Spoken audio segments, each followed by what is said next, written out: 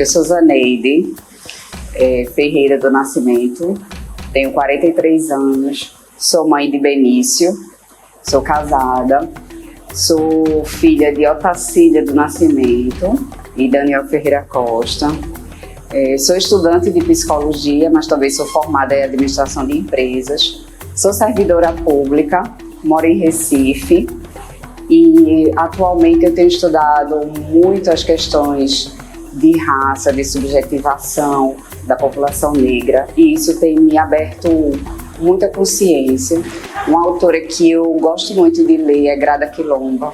Ela trouxe muitos esclarecimentos sobre a questão do papel da mulher negra nessa questão racial, porque existe também uma hierarquia dentro das questões raciais, que ela traz como uma pirâmide, que o homem branco está no topo, depois vem a mulher branca, o homem negro e a base dessa pirâmide é a mulher negra, onde as questões de trabalho, renda, exploração de mão de obra para a mulher negra tem um peso maior.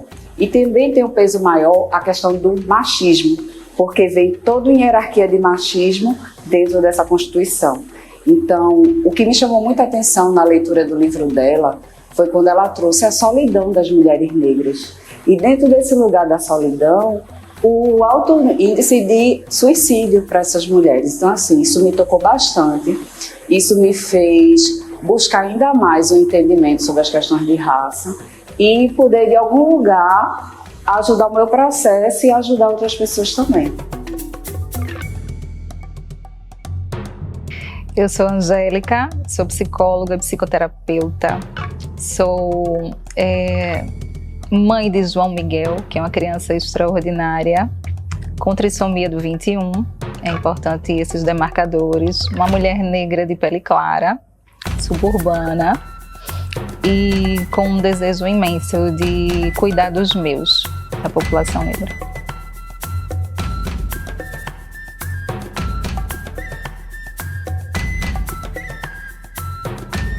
Especialmente nesse país, né? Eu penso que inevitavelmente já é um lugar de muitos enfrentamentos, de muita resistência. E eu nem gosto muito de usar essa palavra, mas de muitas lutas. Para mim, em especial, diariamente, é um tema do qual eu não posso me esquivar. Então, ser uma mulher negra, não é, para mim, é um lugar diário e exaustivo de muito enfrentamento ao racismo.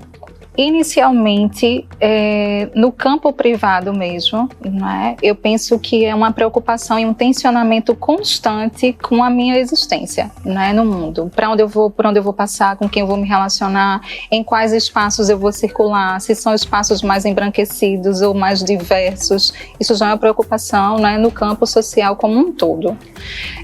No aspecto profissional, é inevitavelmente, né, se deparar com a diferença no trato e nas oportunidades e no reconhecimento do meu trabalho. Né? Então, em todos os espaços, de uma forma ou de outra, porque os espaços reproduzem mesmo, né? Toda essa complexidade do que são as relações raciais, então não é exclusividade de um espaço ou de outro, mas em todos os espaços o racismo se apresenta. Né? Então, para mim, mesmo sendo uma mulher negra de pele clara, se apresentam. Né? Então, é um lugar que, ora, eu não sou negra o suficiente por não ter a pele retinta e não ser reconhecida enquanto mulher negra, ora, né, eu também tenho as características fenotípicas que me remetem a esse lugar de negritude e que também vão limitar as minhas oportunidades, né, nos espaços de trabalho. São questões que ora são muito sutis, que se apresentam de forma muito sutis e ora de modos muito bem demarcados.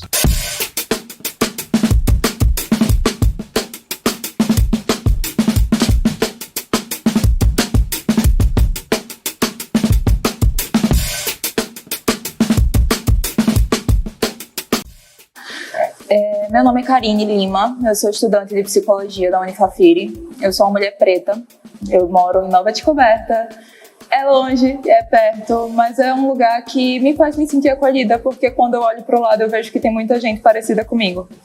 Eu sou filha de Carlos e Sônia, são duas pessoas conhecidas na rua. Seu Carlos porque ele é muito engraçado e conta muita piada, e Sônia porque ela trabalha desde sempre, fazendo de tudo, como operadora de caixa e como qualquer outra coisa que aparecer. Eu sou aluna e eu tenho descoberto cada dia mais que gosto da minha voz. E eu gosto de ter esse lugar de voz. Então, ter essa oportunidade de falar sobre relações raciais, para mim, é uma forma de descobrir que eu ainda tenho uma voz, que foi calada quando eu entrei numa academia, no mundo acadêmico, mas que eu vou descobrindo cada vez mais, porque me silenciar seria mais do que morrer, seria eu esquecer que eu existo e deixar que um sistema me pise, e eu não tô aqui para ser pisada.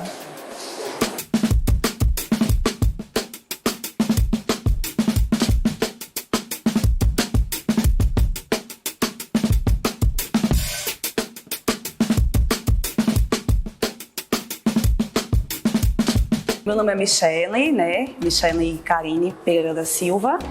Eu tenho 32 anos, Eu sou uma mulher, mãe, estudante, trabalhadora, Sou negra, Tenho a pele parda, mas faço parte aí também dessa população.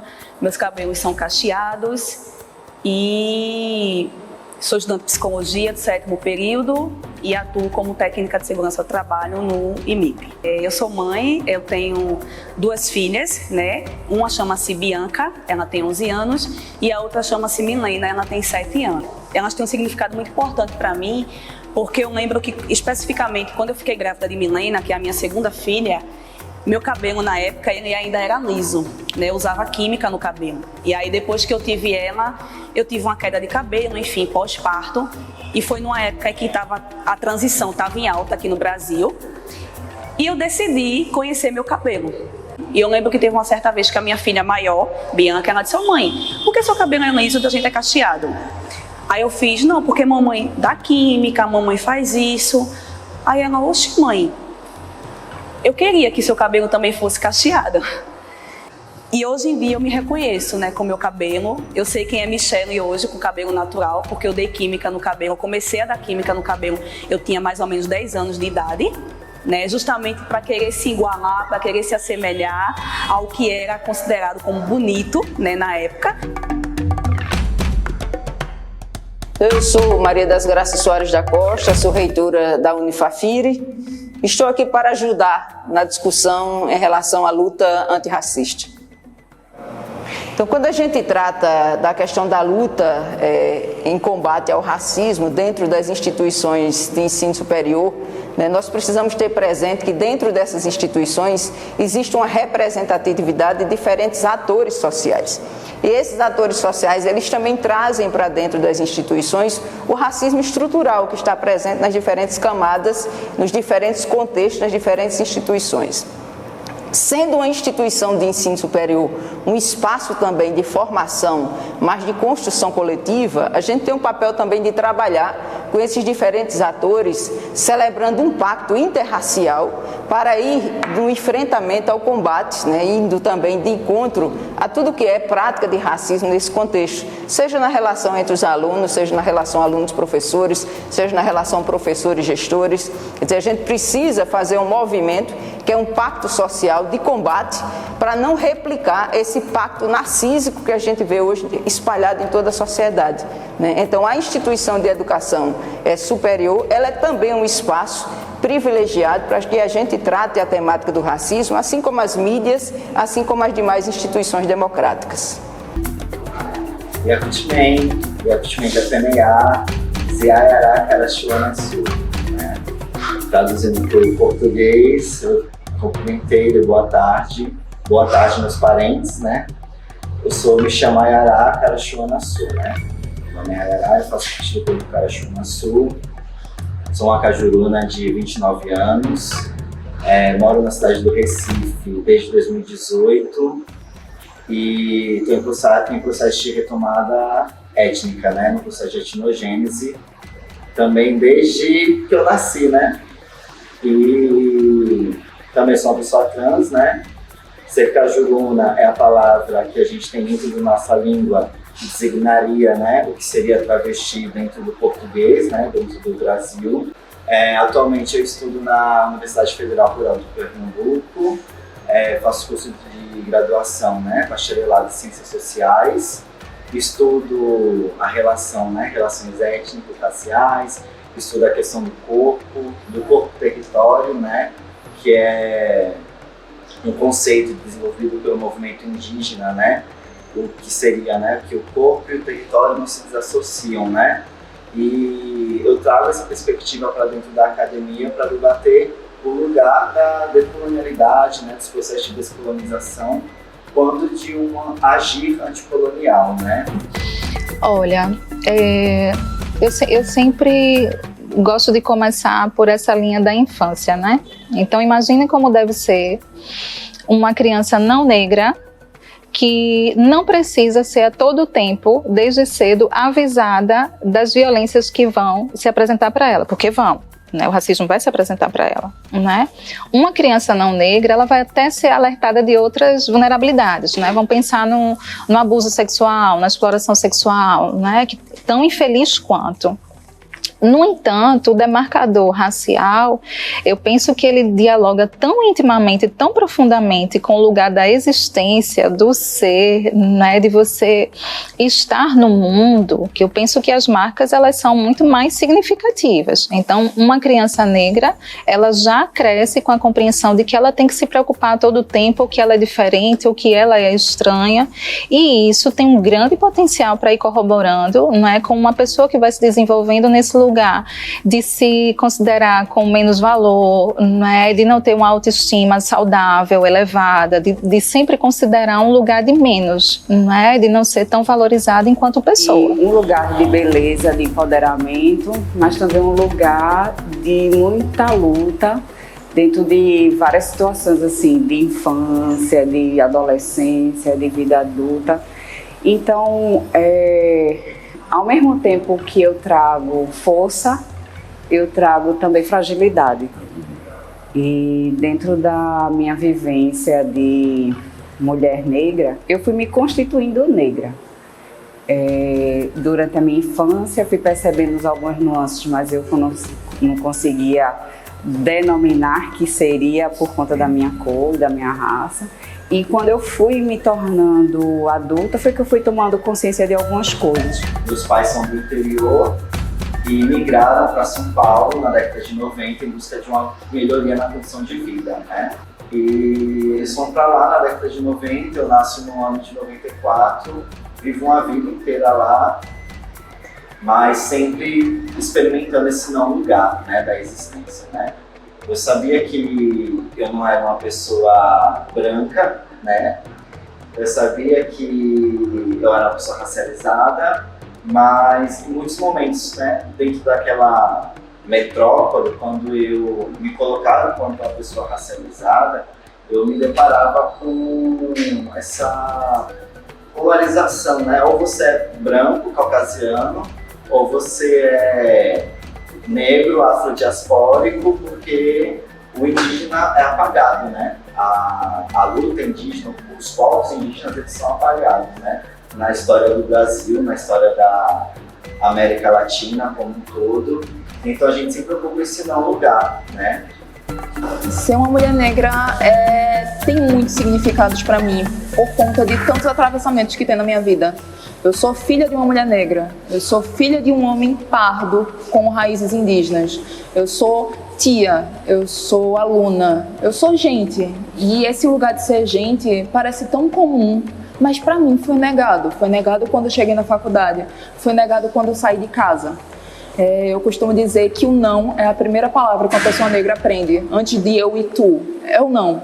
Porque é negado para mim lugares, é negado para mim afeto, é negado para mim coisas que eu deveria ter. E para eu descobrir que eu deveria ter esse lugar, demorou muito. Demorou muito, porque quando o afeto é negado de você, sua existência também é. Então você perde a dignidade de existir. Então ser mulher negra para mim é sempre estar em resgate, um resgate do afeto.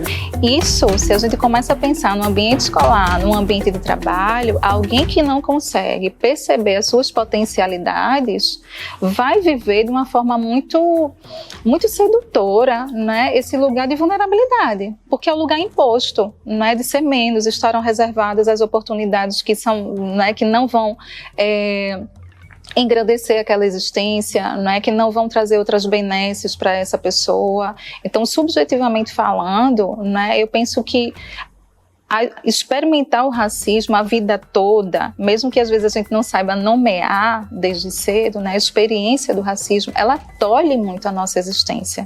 Não é? Ela restringe o nosso potencial do que é que a gente pode ser, e aí o adulto fica dando volta em círculos, não é?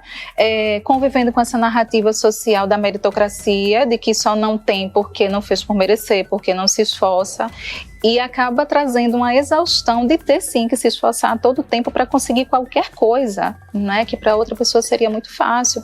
Então isso até no campo da saúde física, né, vai trazendo aí tensionamentos, preocupações, que são os agravos da saúde da população negra, a exemplo da hipertensão, né, que diz simbolicamente dessa pressão social a todo tempo, né, questionando a nossa existência. Então, eu penso que é um grande desserviço a esse lugar da subjetividade, mas quero muito sempre trazer esse lado de que, a depender do nosso cuidado, a gente pode sim, né, desenvolver com essa população o lugar de potência, de potencialidades, de referências positivas de quem somos, e isso ir transformando também as subjetividades, né, que não estão postas e fadadas a serem assim para sempre. Porque a gente que vem, eu particularmente, né, eu cresci numa área periférica, né, eu sou do bairro do Ibura, né, então assim, estudei a minha vida toda em escola pública, né, nunca estudei em escola particular, e eu me lembro que na minha época, né, cada um seguiu o seu caminho na escola e tal, e as possibilidades eram muito poucas, né, e assim, eu me lembro de uma fala, né, do meu pai, que ele dizia assim: vai engravidar com 15 anos. E eu não engravidei aos 15, né, engravidei aos 22.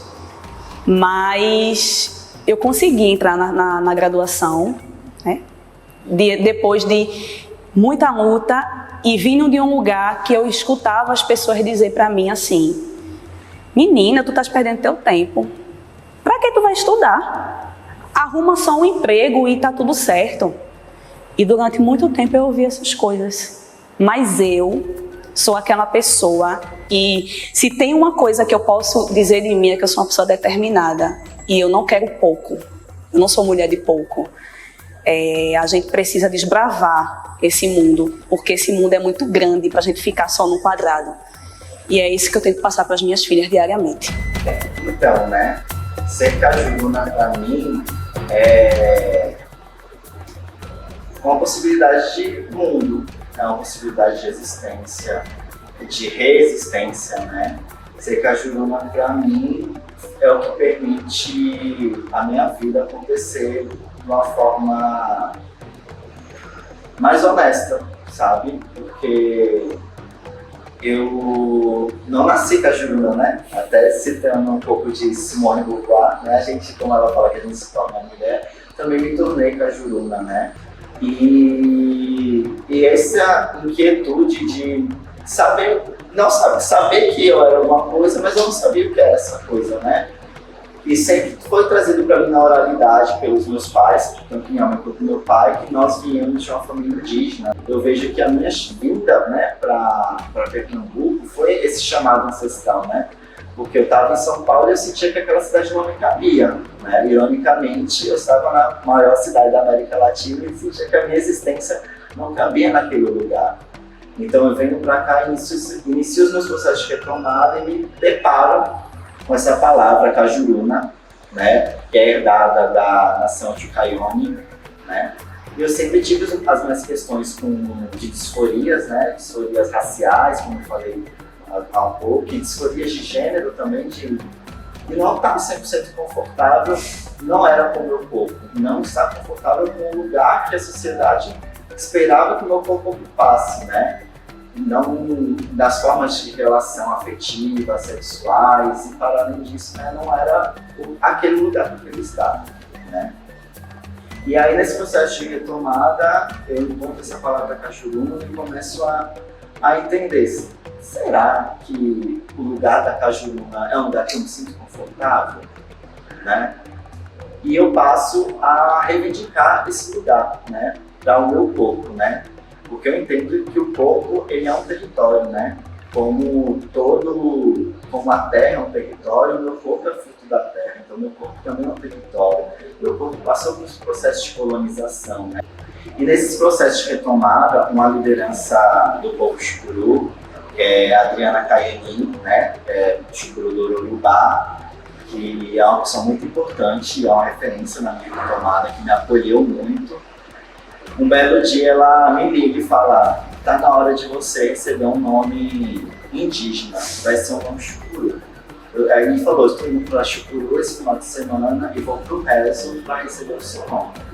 E ela retorna para mim, me dando meu nome, né? E receber o nome Ayará foi como eclodir essa semente de fato da cajuína, né? Foi o momento que eu senti dentro de mim todas essas estruturas sendo movidas e sendo rompidas, né? Foi, acho que ali de fato que o processo de descolonização começou, né? Porque foi a partir de Ayará que eu nomeei o meu corpo, né? Um nome que fazia sentido para mim, eu nomeei o meu próprio território, né? E Ayará significa tempo, né? Tempo com T maiúsculo, né? Tempo que gira de forma espiralar, né? Dentro dessa minha busca de entender minhas questões de raça, eu me deparei em estudar psicologia, porque eu vinha muito tempo nessa questão do autoconhecimento, buscando resolver questões emocionais minhas, mas nunca que fosse diretamente com as questões de raça. Mas depois de muito trabalho pessoal, eu vim começar a tocar nesse lugar. E já foi de uma maneira assim, mais adulta, com mais consciência de algumas coisas. Porque desde criança eu sofria algumas situações de racismo, mas eu não denominava, porque eu não sabia que era diretamente questão de racismo. Então, assim, eu não tive uma educação com letramento racial e eu fui tendo essa construção ao longo do meu processo, vamos dizer assim, passando pelas experiências. E na minha busca no curso de psicologia foi desse lugar de buscar um entendimento maior sobre a questão da subjetividade das pessoas negras.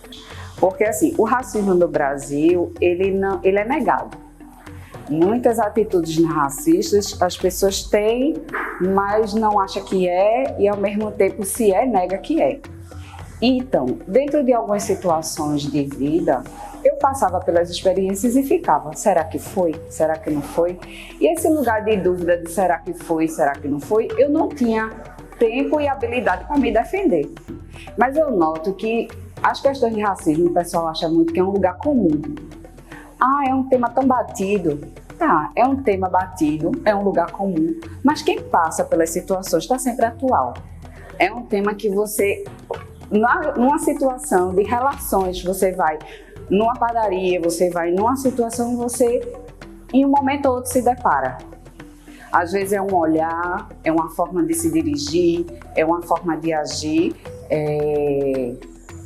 Eu moro em um bairro de classe média e levo meu filho para o parquinho e muitas vezes eu sou destituída de ser mãe do meu filho. Porque no Brasil, a questão de raça, ela é fenotípica, é do que você vê. Então, meu filho, eu sou casada com um homem branco, então meu filho visivelmente é branco, mas que para mim ele tem as duas constituições, né? E aí eu vou pro parquinho com ele e muitas vezes eu sou destituída de ser mãe dele. Muitas vezes eu sou a babá dele e sou com o maior prazer, porque é meu filho. Mas assim, é você estar num lugar de que se colocar, não, eu sou mãe, é meu filho, sabe? E muitas vezes o pai dele, quando vai pro parquinho com ele, ninguém vai negar que é filho, entendeu?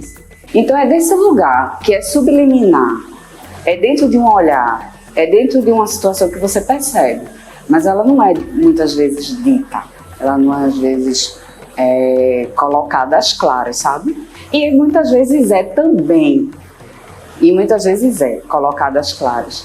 Que muitas vezes, quando você não tem o letramento racial, você se depara com situações que lhe pega toda de surpresa, que você fica sem saber se defender na hora. principalmente agora que eu estou em supervisão, que eu estou lidando com pessoas que chegam aqui em sofrimento, me perguntar e perguntar aos meus colegas por que você, sendo branco, pode ter o privilégio, se eu posso chamar assim, de não estudar sobre racismo. Porque uma academia pode ter o privilégio de não ter uma disciplina para falar sobre racismo. Porque os professores negros são minorias aqui. A gente vive num país onde 56% da população é negra, então falta de gente não é. Talvez falta de oportunidade, falta de espaço, falta de acesso.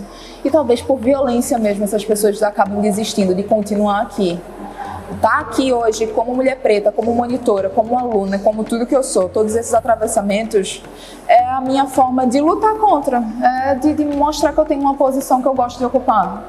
Então, às vezes é visto como arrogância, pode ser, mas que nunca seja vista como uma permissão para que essa violência aconteça.